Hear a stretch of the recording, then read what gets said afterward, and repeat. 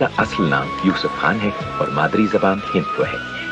وہ 1922 میں پشاور کے قصہ خوانی بازار میں ایک چھوٹی سی بستی محلہ خداداد کے اس گھر میں پیدا ہوئے جو آج بھی یوسف خان کی محبت اور ان کی یادوں کا مسکن ہے۔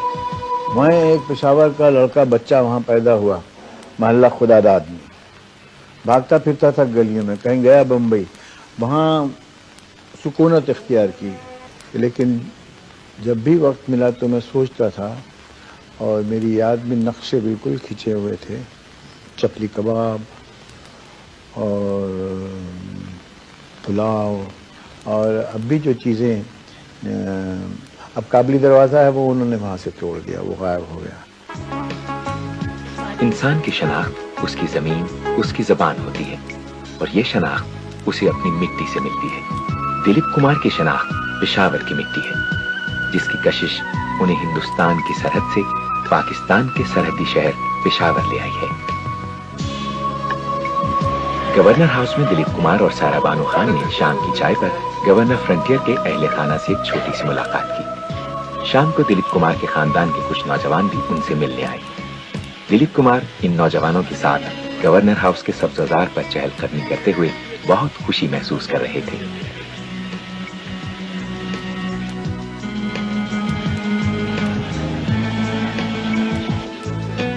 گورنر سرحد سے ملاقات کے بعد دلیپ کمار سارا بانو خان کو ساتھ لے کر اپنے عزیز رشتہ داروں سے ملنے چلے گئے۔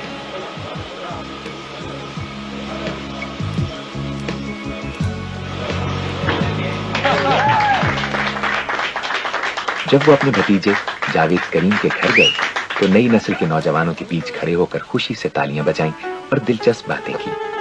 This is the entire brood and this is a part of my family. You can multiply it another 2 or 3 times. So all credit to the great Pathan. جی میرا نام پنکی نسیم ہے، رشتے میں میں ان کی بہو لگتی ہوں، اور بہت زیادہ خوشی ہوئی ہے کہ وہ پشاور آئی ہیں آفٹر 9 ایئرس پھر دوبارہ سے۔ میرا نام نینسی ہے اور وہ میرے ماموں بھی لگتے ہیں اور میرے چچا بھی لگتے ہیں، اور اس طرح میرے سسر بھی ہیں کیونکہ میں ان کے ایک ہی فیملی کے ہیں، اور naturally we are proud of ہم کہ ہماری فیملی میں کوئی اتنا آدمی ہے جس کی وجہ سے ساری فیملی کا نام پوری دنیا میں ہی مشہور ہے۔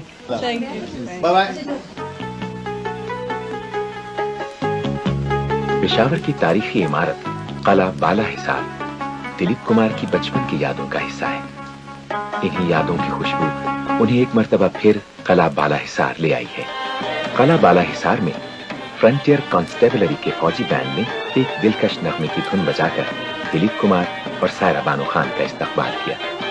اس دھن کو سن کر دلیپ کمار خوشی میں رقص کرنے لگے اور قلعہ بالا حصار ان کی خوشیوں کا مرکز بن گیا۔ وہ توپ کے دہانے پر کھڑے ہو کر کسی گہری سوچ میں گم بہت دیر تک قلعہ بالا حصار کی بلندی سے شہر کی وسعتوں کو تکتے رہے۔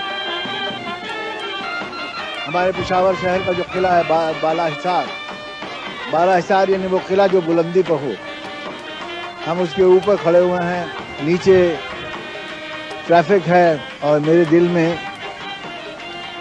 اپنے وطن کی اور اپنی جائے پیدائش کی ایک دھڑکن ہے۔ یہ شہر بہت سی یادوں کی آماجگاہ ہے، بچپن سے چھوٹے لڑکپن سے لے کر اور آج تک کی ایک داستان اس میں مضمر ہے، اور ایک طرح سے میری زندگی کی داستان بھی اسی قلعے سے وابستہ ہے۔ دلیپ کمار اور سارا بانو کو فرنٹیئر کور کی جانب سے ایک سووینیر بھی پیش کیا گیا۔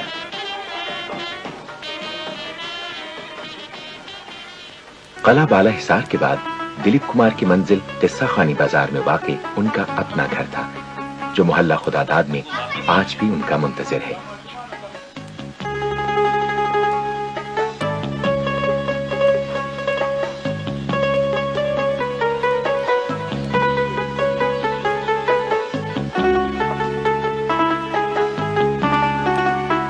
کسی کو اس بات کا علم نہیں تھا کہ دلیپ کمار قصہ خوانی بازار کب آئیں گے، لیکن نہ جانے کیسے ان کے آنے کی خبر جنگل میں آگ کی طرح پھیل چکی تھی، اور جب ان کی کار قصہ خوانی بازار پہنچی تو سیکیورٹی کے انتظامات کے باوجود عاشقان یوسف خان کا راستہ نہیں روکا جا سکا۔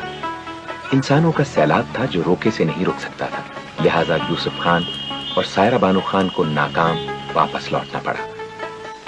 हम उसमें आगे जाते तो बहुत तकलीफ का बायस होते, ख़ासतौर से वो लोग जो मुंतज़मीन थे और वो लॉ एंड ऑर्डर की प्रॉब्लम बन जाता, तो इसलिए हम लोग वहाँ से लौट आए। लेकिन मुझे यकीन है कि घर तो वहीं है और मोहल्ला भी वहीं है अपनी जगह।